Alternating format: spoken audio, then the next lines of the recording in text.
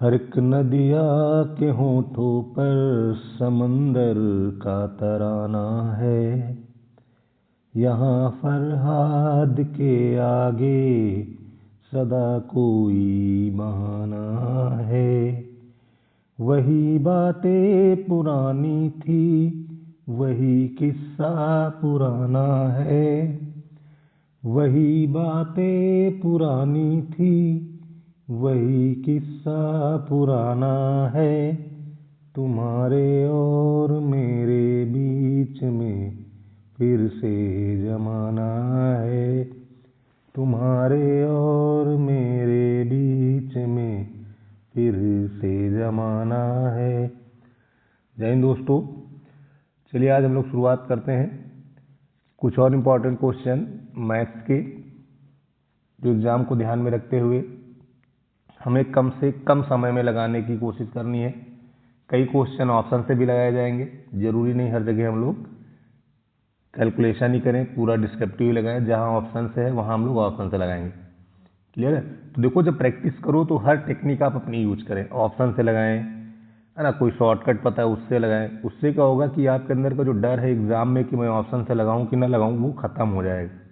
तो जितने भी तरीके आपके हैं सब यहीं पे यूज करना चाहिए, जिससे आपके अंदर का डर जो है एग्जाम वाला वो क्या हो जाए, खत्म हो जाए। तो चलिए शुरुआत करते हैं आज का पहला क्वेश्चन। देखिए, पहला क्वेश्चन है, साधारण ब्याज पर निवेश की गई कोई राशि 6 वर्ष में स्वयं की 3 गुनी हो जाती है तो कितने वर्षों में वह 12 गुनी हो जाएगी। देखिए, पीछे भी आपको साधारण ब्याज पढ़ाया गया है, वहाँ अगर आप पढ़े होंगे तो ये क्वेश्चन आपको वहाँ पे बताए गए हैं। तो देखिए भाई, पहला क्वेश्चन बहुत सिंपल सा है। क्या है, 6 वर्ष में कितने गुना हो गया, 3 गुना। मैंने कहा जब भी ऐसे क्वेश्चन आए तो हम लोग ब्याज लिखते हैं, वो 3 गुना हो जाने का मतलब क्या हुआ, प्रिंसिपल 1, अमाउंट कितना हो गया 3, तो घटा के लिखा जाता है हमेशा, ठीक है। तो यहाँ कितना हो गया 2। फिर आपसे कह रहा है कितने वर्ष में 12 गुना, यानी ब्याज कितना मिलना चाहिए, 11। इसके बाद क्रॉस कर दो, इसके बाद क्या करना है, क्रॉस, इनको इधर और इनको इधर। तो 6 गुणे 11 बराबर टी गुणे 2, 2 से इसको काट दीजिए, 2 3, यानी कितने साल हो गए, 33 साल। क्लियर? यानी कौन सा ऑप्शन सही हो गया, बी वाला। अगला देखिए, अगला क्या है, रेशमा और उसकी माता की वर्तमान आयु का अनुपात 2:9 है। 4 वर्ष पूर्व उनकी आयु का अनुपात 1:8 था। तो अब से 4 वर्ष बाद उनकी आयु का योग कितना होगा। ध्यान दो, इसको हम लोग ऑप्शन सही लगा लेते हैं। बताओ इनकी वर्तमान आयु का योग कितना हो गया, 11 हो गया कि नहीं, हो गया, कोई दिक्कत है यहाँ तक। और आंसर पूछ रहा है 4 वर्ष बाद उनकी आयु। देखो 4 वर्ष बाद, अगर मुझे यहाँ प्रेजेंट में आना है तो इनको 4 वर्ष पीछे करना पड़ेगा कि नहीं। अब बताओ, 4 वर्ष रेशमा पीछे होगी, 4 वर्ष उनकी माता, यानी टोटल क्या वर्ष पीछे हो जाना पड़ेगा, 8 पीछे होना पड़ेगा। क्लियर? तो अब ध्यान दो, कौन सा ऑप्शन ऐसा है जिसमें से 8 घटाने पर वो 11 का मल्टीपल बन जाए, क्योंकि प्रेजेंट एज का मल्टीपल कितना होना चाहिए, 11 का। देखो, अगर मैं इससे 8 घटाऊँ 52 से तो कितना बचेगा, 44। इससे 8 घटाएं तो बचेगा 47, इससे घटाएं तो 36, और इससे घटाएं तो 40। बताओ कौन सा है जो 11 से कटेगा, ये वाला, यानी पहला ऑप्शन क्या हो गया, सही हो गया। आपको पूरा वो वाला तरीका लगाने की जरूरत नहीं है। क्या करना था भाई, 4 वर्ष बाद पूछा है और रेशियो तुमको प्रेजेंट का पता है कि नहीं, तो हमने इसको प्रेजेंट का योग बना दिया। वो प्रेजेंट का योग बनाने के लिए क्या करेंगे, 4 आगे आए थे तो 4 पीछे जाएंगे, एक लोग थे 4 गए, एक लोग और है 4 गए, तो टोटल योग में कितना कम हो जाएगा, 8। तो 8 घटा के देख लो कौन सा ऐसा ऑप्शन होगा जो 8 घटाने पर 11 का मल्टीपल हो जाए, 11 से कट जाए। तो एक ही ऑप्शन था 52, यही आपका आंसर हो जाएगा। क्लियर है? कोई दिक्कत हो तो बताओ।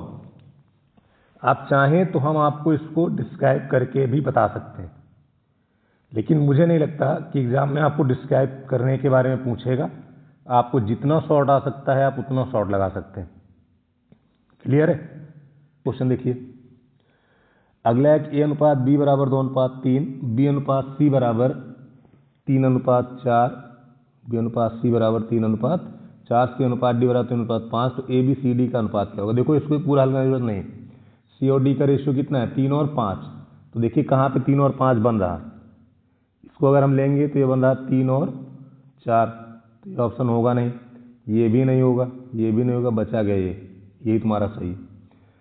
बिना हल करे आप लगा सकते हो भाई। सी और डी का रेशियो 3:5 होना चाहिए, यहाँ पे 3:5 नहीं है, यहाँ भी 3:5 नहीं है, यहाँ भी नहीं है, यहाँ पे है, यही तुम्हारा क्या हो जाएगा, आंसर हो जाएगा। क्लियर। आगे देखो क्वेश्चन क्या है कि यदि कोई व्यक्ति 10 किलोमीटर पर आवर की बजाय 11 किलोमीटर पर आवर की गति से दौड़ लगाता है तो वह उतने ही समय में, देखो टाइम क्या हो गया, सेम, और जब टाइम सेम हो जाए, अगर टाइम सेम हो जाए तो जो डिस्टेंस का रेशियो होगा वही रेशियो किसका होता है, स्पीड का। ठीक है, तो सीधे आप लिख लो भाई स्पीड का रेशियो कितना है, 10 और 11, तो चाहे तुम इसको स्पीड का रेशियो कह दो, चाहे इसको डिस्टेंस का रेशियो कह दो, बात दोनों की क्या हो जाएगी, सेम हो जाएगी। ठीक है, अब ये इसका एक्चुअल स्पीड है, ठीक है, और ये परिवर्तित स्पीड, उसने कहा ना 11 से चलने लगे तो। क्लियर है, कोई दिक्कत है भाई, क्योंकि एक्चुअल स्पीड से ही तो हमें उसकी ओरिजिनल डिस्टेंस मिलेगी, तो एक्चुअल स्पीड आपकी कितनी हो गई, 10। अब देखो स्पीड में डिफरेंस कितने का आ गया, 1 का, तो चाहे इसको स्पीड का डिफरेंस कहो चाहे डिस्टेंस का, बात एक ही है, और 1 की वैल्यू तुमको कितनी दी गई, 500, है ना, उतने समय 500 मीटर अधिक दौड़ता है, तो 10 की वैल्यू कितनी हो जाएगी, 10 गुणे 500 यानी 5000। 5000 किस में है, मीटर में, तो किलोमीटर में कितना हो जाएगा, 5, यानी कौन सा ऑप्शन सही हो गया, सी वाला। एनी डाउट, आगे बढ़ा जाए, चलो नेक्स्ट देखो। x प्लस वाई का 20%, x माइनस वाई का 25% बराबर, तो कुछ करना नहीं, यहीं पे रेशियो ले लो, पहले सीधे काट दो 5 से, 5 चौके 20, 50, 25। देखो यहाँ से तुमको x प्लस वाई कितना मिल गया, 5, x माइनस वाई कितना मिल गया, 4। अब तुमको x और y अलग अलग निकालो चाहे रेशियो में निकालो, बात एक ही है। तो आप बोट एंड स्टीम वाली क्लास याद करिए, जब मैंने कहा था दोनों जुड़े हैं तो x निकालने के लिए दोनों को जोड़ दो और y निकालने के लिए दोनों को घटा दो। बोट एंड स्टीम याद करो, अगर दो संख्याएं सेम जुड़ी हैं और घटी हैं तो अगली एक निकालने के लिए दोनों को जोड़ कर 2 से भाग करेंगे और अगले को निकालने के लिए घटा कर 2 से भाग करेंगे। हम रेशियो बना रहे हैं इसलिए बटे में 2 करने की जरूरत नहीं है। अब जैसे रेशियो बन गया तो क्वेश्चन कह रहा है y का कितना प्रतिशत x के बराबर है। ठीक है, यहाँ पे मिस हो गया है, यहाँ पे होगा y का कितना प्रतिशत x के बराबर है। ठीक है, देखो y का कितना परसेंट, तो y कितना है, 1, इसका कितना प्रतिशत यानी कि r/100 मान लो, बराबर किसके है, 9 के, तो आपको सीधे सीधे दिख रहा है r की वैल्यू कितनी आ जाएगी, 900। क्लियर, या फिर आप ऑप्शन से लगाना चाहते हैं तो 1 का क्या परसेंट निकालने की 9 होगा, तो सीधे आप 900 कर सकते थे। क्लियर है, चलो नेक्स्ट देखो। ठीक है, ये क्वेश्चन देखो क्या, 3 घंटियाँ 48, 60 और 90 मिनट के अंतराल पर बजती हैं। ये तीनों घंटियाँ सुबह 10 बजे एक साथ बजी थी, तो उस दिन तीनों घंटियाँ फिर से कब एक साथ बजेंगी। तो देखिए भाई कब एक साथ बजेंगी, तो आपको कुछ करना नहीं है, सीधे जब भी एक साथ बजने की बात आए तो हमेशा एलसीएम लिया जाता है। तो आप एलसीएम ले लीजिए किसका, 48, 60 और 90 का, 48, 60 और 90 का। देखो जिसको दिक्कत है वो पहले निकाल लेगा, जिसको पता है वो डायरेक्ट लिख लेगा। ठीक है, तो मैं एक बार आपको निकाल के बता देता हूँ। जैसे देखो इसको पहले काट लिया जाए किससे, 2 से, हमेशा छोटी सी, 24, 30 और 45। ठीक है, अब 3 से काट दो, जब 3 से काटेंगे 3 अठे 24, 10, 15। ठीक है, अभी देखो 5 से कट जाएगा, यहाँ पे हो जाएगा 8, 2, 3। अभी देखो यहाँ 2 से कट जाएगा, 2, 4, 1, 3। अब काटने की कोई जरूरत नहीं क्योंकि इन दोनों में कोई कॉमन नहीं। अब इसको निकाल लीजिए, 3 दूनी 6, 6 पंचे 30, 30 दूनी 60, 60 चौका 6 चौक 24, 240, उत्तियाँ 72, यानी कि इनका जब आप एलसीएम लेंगे तो हो जाएगा 720 मिनट। क्या होगा? 720 मिनट। अब ध्यान दो, अगर क्वेश्चन पूछता कितनी देर बाद मिलेंगे तो 720 मिनट बाद, लेकिन आपको बताना क्या है, कितने बजे फिर से मिलेंगे। तो इसको बना दो आवर। जब आप आवर बनाएंगे तो भाग काहे से करेंगे? 60 से। काट दीजिए, कितना आ गया? 12 घंटे बाद। कितने घंटे बाद? 12 घंटे बाद। तो 12 घंटे का मतलब एएम से पीएम पहुंच गए या पीएम से एएम में आ गए। तो देखो, सुबह था यानी रात हो गई, तो रात 10 बजे वो एक साथ फिर से बजेंगे। क्लियर है? चलो अगला क्वेश्चन देखो। अगला लिखा है √5 की पावर 5 और 25 का स्क्वायर 5 की पावर x इंटू 5√5। तो x का मान बताना। तो सब कुछ है सिंपल करके लिख लो, ठीक है। अगर आपको दिक्कत है हमेशा ऐसे क्वेश्चन में तो सिंपल करके लिख लिया करो। जैसे देखो, पावर 5 का मतलब क्या है? √5 √5 √5 √5 और √5। मैं चाहता तो एक लाइन में इसको लिख देता, √5 से एक पावर कैंसिल, लेकिन दिक्कत है तो आप हमेशा पहले लिख लिया करो। 25 को हम लोग क्या लिख सकते हैं? 5 की घात 4, क्योंकि 2 है, एक और बन जाएगा। इधर देखो क्या कर सकते हैं, 5 की घात x लिखा है, ठीक है। यहाँ पे देखो 5 और √5 लिखा है, ठीक है। देखो √5 से √5 एक कट गया, कोई दिक्कत यहाँ तक। इस 5 से देखो, जब √5 और √5 उड़ा हुआ 5 बनेगा ना, तो इससे ये कट गया। इस √5 गुणे √5 की वैल्यू कितनी होगी? 5 होगी ना। तो देखो 5 एक यहाँ हो जाएगा, 4 यहाँ हो गए, तो 5 की घात कितना बन जाएगा? 5। और इधर कितना है? 5 की घात x। तो जब बेस बराबर है तो पावर भी आपस में क्या हो गई? बराबर हो गई, यानी x की वैल्यू कितनी आ गई? 5 आ गई। क्लियर? चलो आगे बढ़ो। क्या है भाई? ये क्वेश्चन आपका है, एक संख्या में 35% की कमी की जाती है, फिर 25% की वृद्धि की जाती है, फिर 15% की वृद्धि की जाती है। संख्या में कुल प्रतिशत कमी या वृद्धि क्या होगी?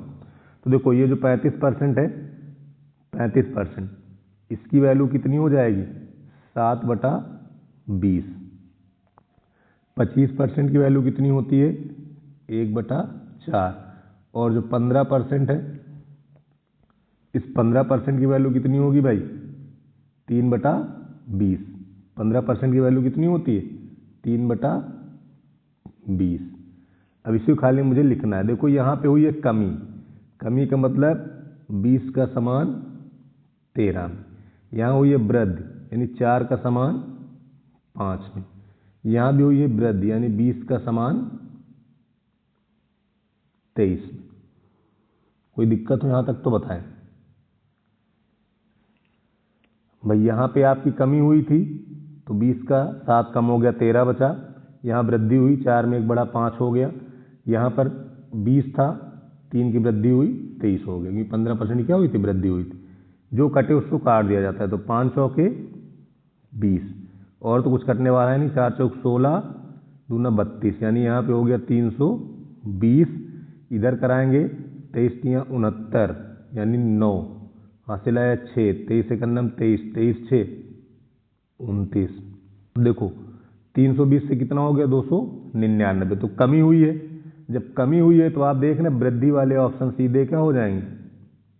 हट जाएंगे सीधे। तुम देखो कुछ चीज़ें ऑप्शन से की जाती, और कमी हुई कितने की है दोस्त? तो कमी अगर हम देखें तो यहाँ पे हुई है 21 की, और कहाँ से हुई है? 320 से। परसेंटेज बनाएंगे तो गुणा का ऐसे करेंगे 100 से, 0 से 0 कैंसिल, 2 से काट दो, यहाँ आ गया 16, यहाँ आ गया 5, यानी हो गया 105/16 की क्या हुई है? कमी हुई है। अब ध्यान दो, अगर मैं इसको सॉल्व करूं 16 छक्का 96, 6 दशमलव समथिंग आएगा। तो दो ही ऑप्शन 15 और 7 वाले हैं, तो 15 हो नहीं सकता, 6 दशमलव समथिंग मतलब लगभग 7 के आसपास होगा, क्योंकि निकटतम पूछा ही है। तो आपका आंसर कितना हो गया? 7%। बात समझ गए? चलो आगे देखो।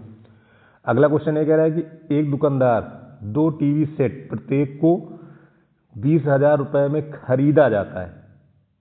एक को 15% लाभ पर और दूसरे को 15% हानि पर बेचा जाता है। दुकानदार का लाभ या हानि। देखो जब आपका लिखा है खरीदा जाता है, क्या लिखा हुआ है? खरीदा। खरीदने का मतलब क्या किया? क्रय। और अगर सीपी सेम हो जाए, जब सीपी सेम हो जाता है तो हम लोग एवरेज निकाल लेते हैं विद साइन। तो जैसे 15% प्रॉफिट हुआ और 15% लॉस हुआ, तो दोनों को जोड़कर भाग कैसे करेंगे? 2 से। अब बताओ जब दोनों जुड़ेंगे तो प्लस माइनस कैंसिल होकर क्या बचेगा? 0, यानी कि 0 इसका आंसर आएगा। तो 0 का मतलब होता है ना लाभ ना हानि। तो कौन सा सही होगा? ई वाला। बहुत सारे लोग इसका आंसर डी लगा देते हैं, क्योंकि उनको खाली एक ही चीज़ दिखता है कि जब घटा है उतना और बढ़ा है उतना तो सीधे दोनों गुणा करा के 100 से क्या कर दो भाग। लेकिन वो यहाँ पर कभी मत लगाना, वो सिर्फ एक ही केस में पॉसिबल होता है जब दोनों सेम रहते हैं। जब अलग हो जाते हैं तब नहीं लगता है। ठीक है, यहाँ परिवर्तन नहीं लगाया जाता है, ये ध्यान रखिएगा। जब हम प्रॉफिट लॉस पढ़ेंगे तो वहाँ सीखेंगे इसको। अगला देखिए, अगला क्वेश्चन ये कह रहा है कोमल ने 2 डिवाइस बेचे और प्रत्येक को 4982 रुपये में बेचा। तो देखो इस बार इसका विक्रय क्या हो गया? सेम हो गया। विक्रय क्या हो गया? सेम हो गया। यदि उसने पहले पर 6% का लाभ और दूसरे पर 6% की हानि हुई तो दोनों डिवाइस की कुल लागत कितनी है? तो देखो जब इस तरह क्वेश्चन आ जाए तो बहुत सारे लोग क्या करेंगे? वही परिवर्तन लगाएंगे। तो आपको ध्यान रखना है कि लाभ हानि वाले ऐसे क्वेश्चन में परिवर्तन नहीं लगता है। परिवर्तन तभी लगेगा जब एक वस्तु पर बार बार प्रक्रिया की जाए। तो देखिए क्या करना है, 6% की वैल्यू अगर हम निकालें तो 3/50 होगी कि नहीं होगी? इतना तो समझते ही होंगे। अब देखिए लाभ हुआ तो 50 53, ठीक। हानि होगी तो 50 3 घटा देंगे 47। क्लियर? अब देखो हमें कह रहा है कि विक्रय क्या है? सेम है। और विक्रय सेम करेंगे तो ऊपर वाले में गुणा कैसे हो जाएगा? 47 से। और नीचे वाले में गुणा कैसे हो जाएगा? 53 से। कोई दिक्कत? इधर गुणा कराने की जरूरत ही नहीं, तुम खाली इधर वाला करा लो बस। जब इसमें 47 से गुणा कराओगे इसमें तो ये बन जाएगा 7 × 5 = 35, 7 × 4 = 28।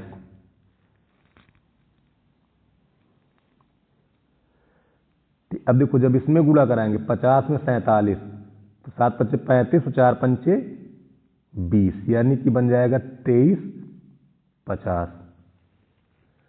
ठीक। और जब इसमें गुणा कराएंगे 53 में, तो जब 50 का आप 53 में गुणा कराओगे तो आपका बन जाएगा 5 × 3 = 15, 25 × 1 = 26, यानी कि 2650।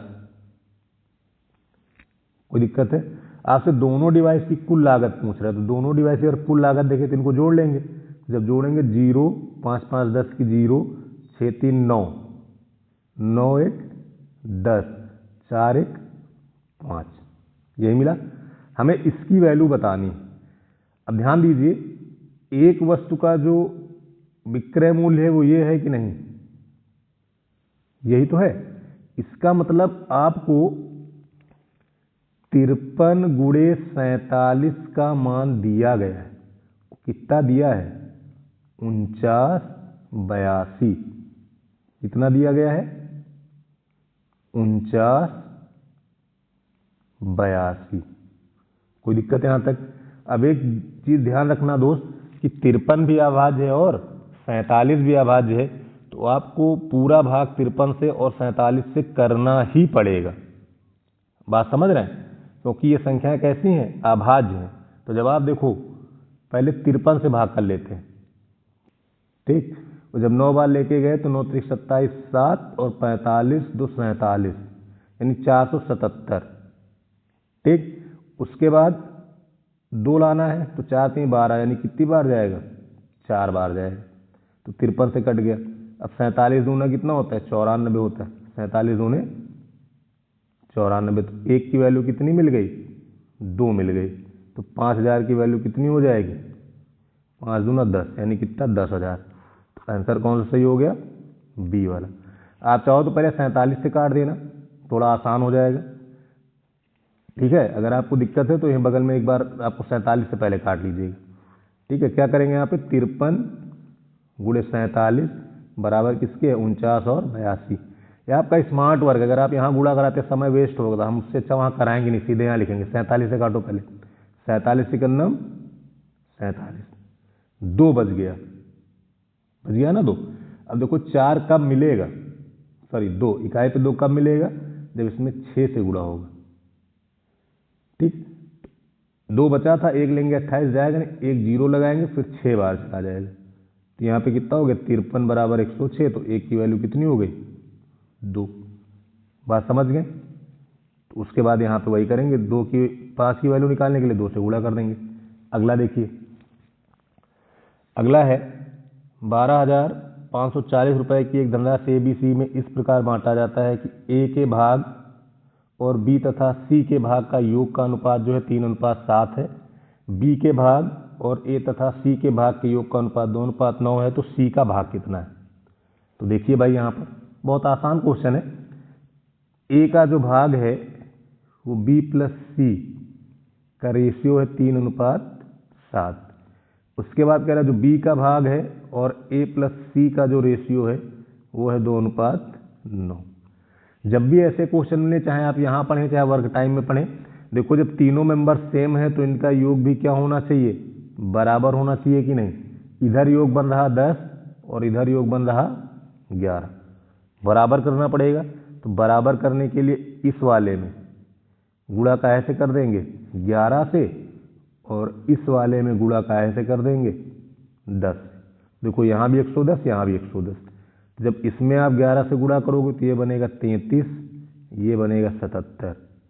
ठीक है, इसमें जब आप 10 से गुणा करेंगे तो ये बन जाएगा 20, ये बन जाएगा 90।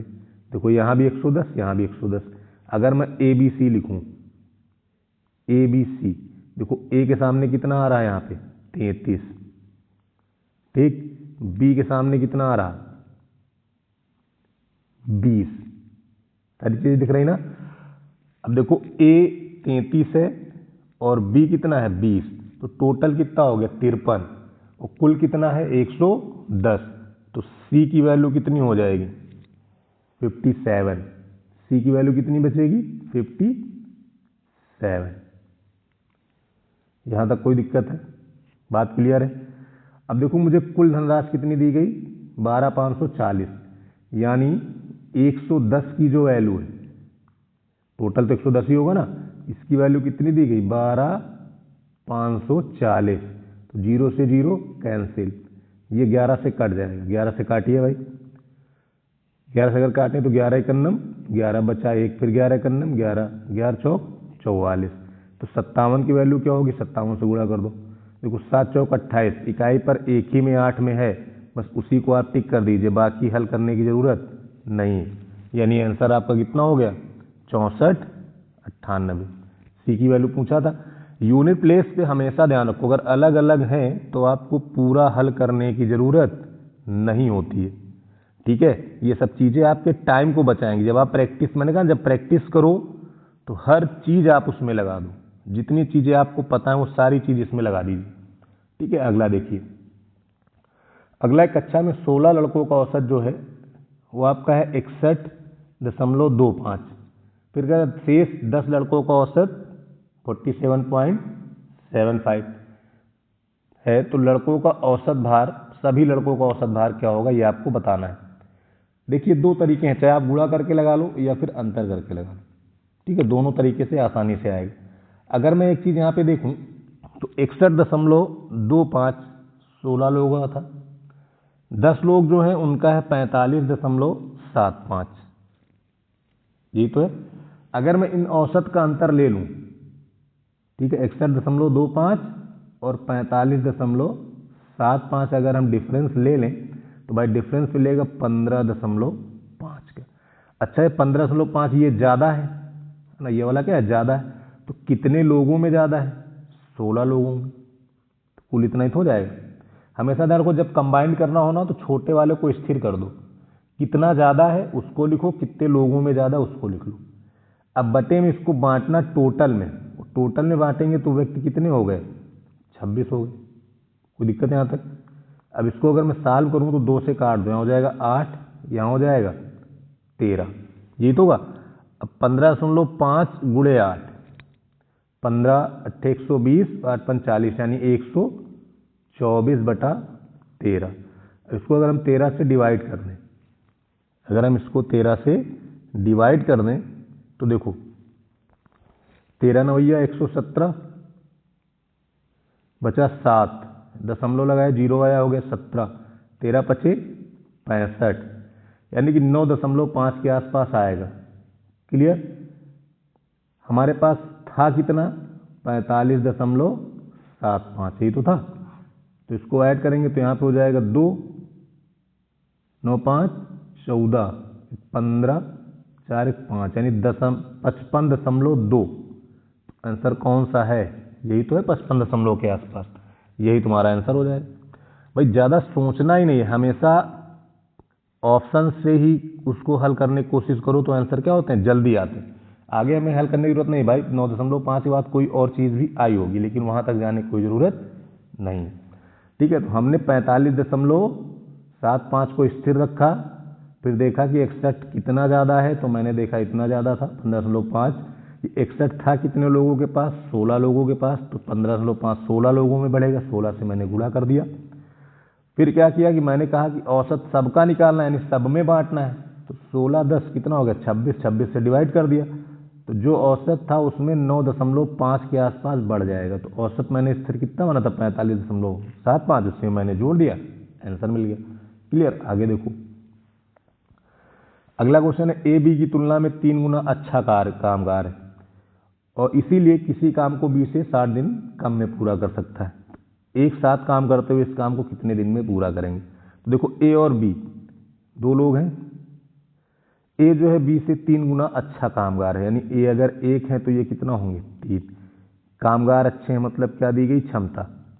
ठीक है, हमेशा ध्यान रखना, अगर क्षमता ना दी जाए तो आप उसको क्षमता बनाओ। ठीक है, कभी भी कैलकुलेशन टाइम से नहीं किया जाएगा, हमेशा कैलकुलेशन कहाँ से किया जाता है? क्षमता से। जैसे ये बन गया तो आपसे कह रहा है 60 दिन कम ले रहा है, तो जब भी ऐसे क्वेश्चन है कम या ज़्यादा वाले, तो हमेशा पहले इनका डिफरेंस लिया करो। डिफरेंस कितने का है? 2 का, और 2 की जगह कितना आ गया? 60, तो 1 की वैल्यू कितनी हो जाएगी? 30। बहुत सारे लोग यहाँ से क्या करते हैं कि ये जो हमने क्षमता लिखी है ना, इसको उल्टा करके समय बना देंगे। 1 और 3 ये हो जाएंगे इनके समय, ए का समय 1, बी का समय 3। ठीक है, मैं आपको डायरेक्ट बताऊंगा, अभी बाकी लोगों का तरीका बता रहा हूँ। उसके बाद यहाँ से 1 की वैल्यू मिल गई, तो ये हो गया 30, ये हो गया 90, तो ये इनके हो गए दिन। अब दोनों को मिलाना है तो फिर इनका लेंगे एलसीएम। यहाँ पे आएगा 90, इनकी क्षमता बनेगी 3, इनकी क्षमता बनेगी 1, तो 3 1 4, तो करेंगे 90/4, यानी 45/2। 45/2 का मतलब क्या होता है? 22 सही 1/2। हमें ये वाला तरीका लगाने की ज़रूरत नहीं है, हम इसको यहीं से हल करेंगे। देखो, अगर हमें काम मिल जाए तो हो जाए ना, क्योंकि 90 हमारा काम ही तो था, हमें काम मिल जाए, काम हो जाए। तो देखो काम कैसे निकालते हैं। काम निकालने के लिए हम लोग क्या करते हैं, एक मतलब इसका मासा है और ये इनका अनुपात है। तो अगर मासा और अनुपात पता है तो एलसीएम कैसे निकाला जाता है? इनका लासा ले लो, तो 3 1 का लासा कितना होगा? 3, और मासा कितना है? 30, 1 की वैल्यू कितनी है? 30, तो काम हमें कितना मिल गया? 90। अब इसे कराना कि इससे दोनों की क्षमता कितनी है? 4, सीधे 4 से डिवाइड कर दो, यहाँ पे आ जाएगा 45/2, यानी 22 सही 1/2। ठीक है, ये वाला इतना झाम करने की जरूरत मुझको नहीं होती, हम यहीं से इसको सॉल्व कर लेते। क्लियर? तो यही ध्यान रखो, जब भी ऐसा क्वेश्चन आए, अगर कम या अधिक कहे तो यहाँ पहले 1 का मान निकालो। जब 1 मिल जाए, ठीक है, 1 जब मिल जाए तो पहले इसका लासा ले लो। किसका? अनुपात का। ये अनुपात का लासा 3 है, उसके बाद 1 वाली संख्या से क्या कर दो? गुणा, तो हमें काम मिल जाएगा। ठीक, नेक्स्ट देखो, अगला एक निश्चित राशि चक्रवृद्धि ब्याज की दर पर 5,000 रुपये 2 वर्ष के लिए वार्षिक रूप से संयोजित चक्रवृद्धि ब्याज और साधारण ब्याज के बीच का अंतर 72 है, तो वार्षिक ब्याज दर कितनी होगी? ऑप्शन से लगा लो। हमें 72 बनाना है। ठीक, और अंतर क्या होता है? अंतर क्या होता है? ब्याज के ऊपर ब्याज, यानी एक यहाँ पे तुमको मिला कोई संख्या ए, और इसके ऊपर जो ब्याज मिलेगा वो 72 होना चाहिए। ठीक है, तो हम सीधे ऑप्शन देखें, 12 पंचे 60, फिर 12 छंग 72, तो यही एक ऑप्शन है जो 72 बनाएगा। यही तुम्हारा सही हो गया, हल करने की कोई ज़रूरत नहीं है। बाकी अगर किसी को लगाना है तो ऐसे लगा लेगा, 5000 गुणे r/100 गुणे r/100 बराबर 72। ये उसके लिए तरीका है, नोट डाउन कर लेगा, बाकी मेरे हिसाब से जो लगता है वो सीधे ऑप्शन से लगाया जाता है। ऑप्शन इस जो होते हैं ये सबसे आसान होते हैं। क्लियर। आगे देखो, ये दो संख्याएं 5:7 के अनुपात में है, उनके एचसीएफ और एलसीएम का जो गुणनफल है वो है 28-35। तो संख्याओं का योग बताना है, संख्याओं का योग बताना है।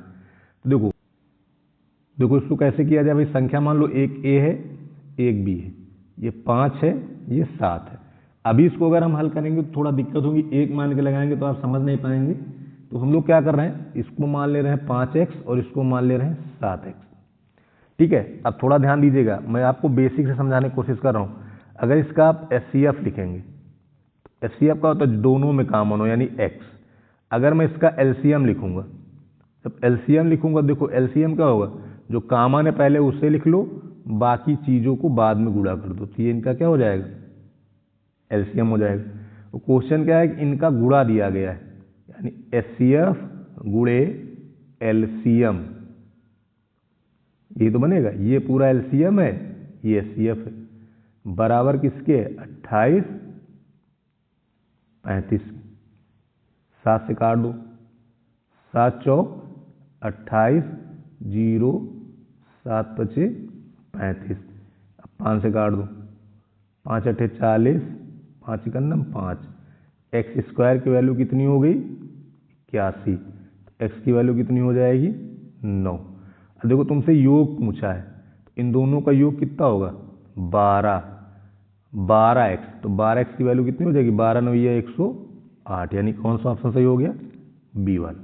क्लियर है। चलो आगे देखो, अगला है कि चक्रवृद्धि ब्याज पर कोई धनराशि 3 वर्ष में स्वयं की 2 गुनी हो जाती। तो ध्यान दो 3 वर्ष में कै गुनी हो गई, 2 गुनी।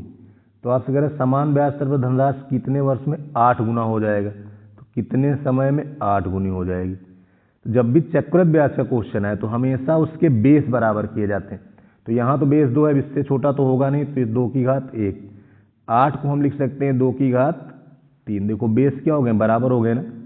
हमेशा ऐसा क्वेश्चन आएगा कि बेस सेम रहेंगे, हमेशा छोटा छोटा तोड़ के लिखोगे तब आ जाएगा। ठीक है। यहाँ है 3, यहाँ है 1, तो पावर का क्रॉस मल्टीप्लाई कर दो, इनको इधर भेज दो इनको इधर, तो t गुणा 1t होगा और 3 त्रिक के 9 हो जाएगा, यानी इसका आंसर कितना हो जाएगा, 9। अगला देखिए, एक धनात्मक पूर्णांक को अभाज्य कहा जाता है यदि वह स्वयं और एक के अलावा किसी भी धनात्मक पूर्णांक से विभाज्य ना हो। कहने मतलब ये अभाज्य संख्या की परिभाषा है। अभाज्य संख्या होती है ना, दोज नंबर हुआ है ओनली 2 फैक्टर इटसेल्फ एंड 1, तो वही चीज़ है। मान लीजिए कि k एक अभाज्य संख्या है। ठीक है, मैंने मान लिया भाई k कैसी है, अभाज्य। फिर ये कह रहा है कि जो 5 से बड़ी है, तो k² + 9 को 12 से विभाजित करने पर शेष क्या होगा। तो देखो k² + 19 को k² + 19 को 12 से विभाजित करेंगे तो हमारा शेष क्या होगा। जब 12 से 19 से भाग करेंगे तो यहाँ पे शेष कितना बचेगा, 7 बच जाएगा। बात आती है k² की। अब k जो है वो हमारा 5 से बड़ा है, तो 5 से अगली संख्या कौन सी मिलेगी, 7 ही तो मिलेगी। और 7 का स्क्वायर कितना होगा, 49। अब जब 12 से 49 से भाग करोगे 12 चौक 48, कितना शेष बचेगा, 1। तो टोटल शेष कितना हो गया, 7 1 8। 8 ऑप्शन में है, यही तुम्हारा आंसर हो जाएगा। बात समझ गए। क्वेश्चन कुछ नहीं था, खाली इतनी लंबी चौड़ी थ्योरी लिख दिया था बस। क्लियर है। तो अगला क्वेश्चन देखिए, अगला आपका है कि रमेश ने कुछ राशि 12% साधारण ब्याज पर और उतनी ही राशि 15% साधारण ब्याज दर पर प्रत्येक को 2 वर्ष के लिए उधार दिया। यदि उसका कुल ब्याज 675 था तो उधार दी गई राशि 12% पर कितनी थी। तो देखो क्वेश्चन कुछ नहीं है, मान लो p रुपया आपने 12% पर दिया, तो 12% गुणे 2, यही तो मिलेगा ब्याज। और p ही राशि, p रुपए की ही राशि आपने 15% पर कितने समय के लिए दिया, 2 के लिए दिया। ठीक, तो ध्यान दो, और इस प्रकार से टोटल जो ब्याज मिल रहा है वो कितना मिल रहा है, 675। यही मिला कि नहीं मिला। अगर हम लोग थोड़ा सा ध्यान दें तो p और 2 कॉमन है कि नहीं, तो अगर मैं 2p कॉमन ले लूं, ठीक है, 2p कॉमन ले लूँ तो अंदर तुम्हारा बचेगा 27%। ये दोनों क्या होंगे, जुड़ जाएंगे। 27 को जब बदलेंगे तो बट्टे में कितना आएगा, 100 आएगा कि नहीं। और ये बराबर है 675 की। कोई दिक्कत हो यहाँ तक तो बताओ। इतनी बात समझ में आ गई भाई। अब 675 जो होता है ना वो 27 गुणे 25 होता है। तो 27 से इसको काट दोगे तो 25 बार जाएगा। ठीक, 2 से इसको काट देंगे 50 हो जाएगा। पी की वैल्यू देखो 25 पंचे 125, 1250 हो जाएगा। बात क्लियर है। बहुत आसान सा क्वेश्चन था, कुछ भी आपको करने की जरूरत नहीं थी। तो ये थे आज के 20 क्वेश्चन सिर्फ अर्थमेटिक के। अभी मैंने एडवांस नहीं रखा है, सिर्फ अर्थमेटिक। ठीक है, जब अर्थमेटिक स्ट्रांग हो जाएगी तो एडवांस अपने आप समझ में आने लगी। पहले आप अर्थमेटिक स्ट्रांग करिए, एडवांस जब तक फार्मूले याद नहीं होंगे तब तक काम होगा नहीं। तो ये थे आपके 20 क्वेश्चन आज के। उम्मीद है आपको ये समझ में आ गए होंगे। ना आए तो 1-2 बार और रिवाइज करके देखिएगा, एकदम चीज़ें क्लियर हो जाएंगी। ठीक है, तो आज हम लोग यहीं तक, बाकी हम लोग कल मिलेंगे। थैंक यू, गुड लक, जय हिंद, जय भारत।